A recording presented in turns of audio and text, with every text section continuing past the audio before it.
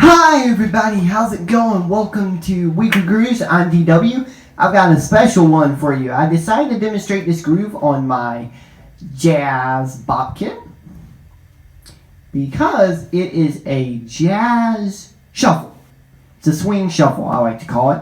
And it's so cool because it's a great thing to play when maybe you're doing a blues song with a jazz trio. Maybe it's Kansas City, or slower example, St. James Infirmary. A very, very slow. She played out like a slow blues. Or St. Louis Blues, yes. This groove is combination of a jazz ride cymbal pattern and your conventional shuffle full on the snare drum, 1 and 2. Cool.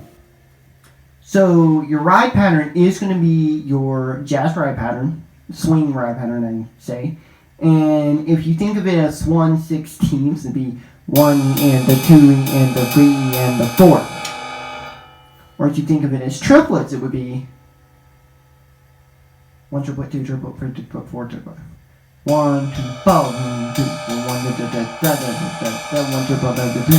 yeah. It'd be the second partial of the triplet removed. So, yes, that's your ride pattern. Now, your hi-hat is going to be 2 and 4. That's very important to keep that nice and solid, especially for these swing grooves, and pretty much most of the jazz grooves that swing.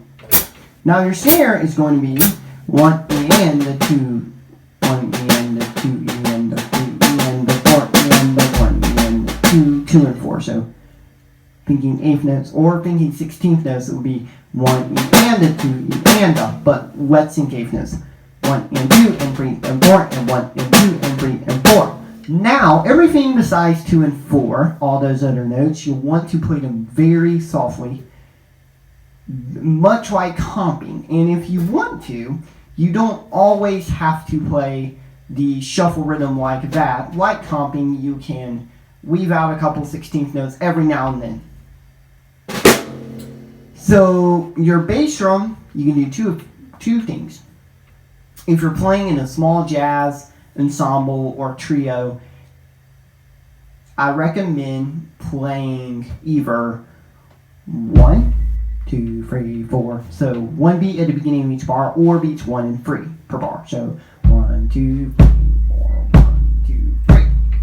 If you're playing in that same ensemble and they're playing much louder and it's a much more energetic section of the tune, maybe you play the A section, the B section, and then you go to the A section for solos, and the sax player is really wailing, and you want to accentuate that by driving the groove a little bit more, you can play 4 on the floor. Or you can do that if you're playing in a larger jazz ensemble, such as a quintet, sextet, or big band. Alright, the groove slowly all together sounds like this.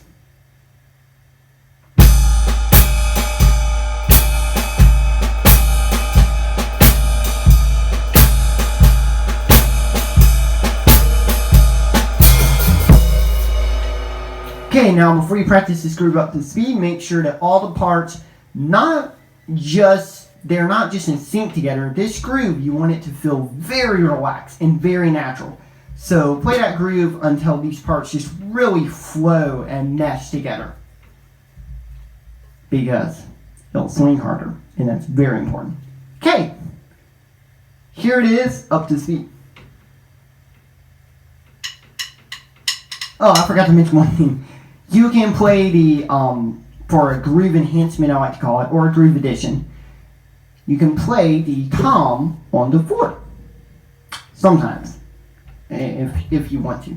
Especially during, maybe, say, a B section to kind of build up tension, or, let's say, the last few bars of the B section to build up tension going to the A section, but you don't want to do a triplet bass way break, which, by the way, a way break is a snare and a 4 tom playing 16th notes, double stop, meaning play together like 1.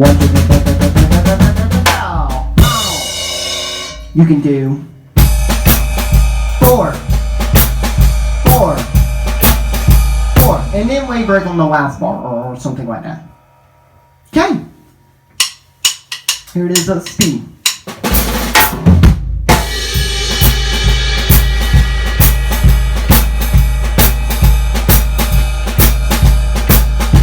One and three on the bass drum.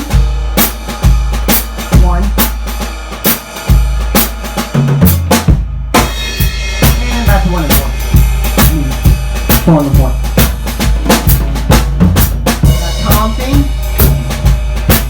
Dun, dun, dun, dun. And this also works really well to go to that tom on four when the musicians are on the 5 chord of a blues like da da da, and often the 5/7 chord. Da, da, da, da, da.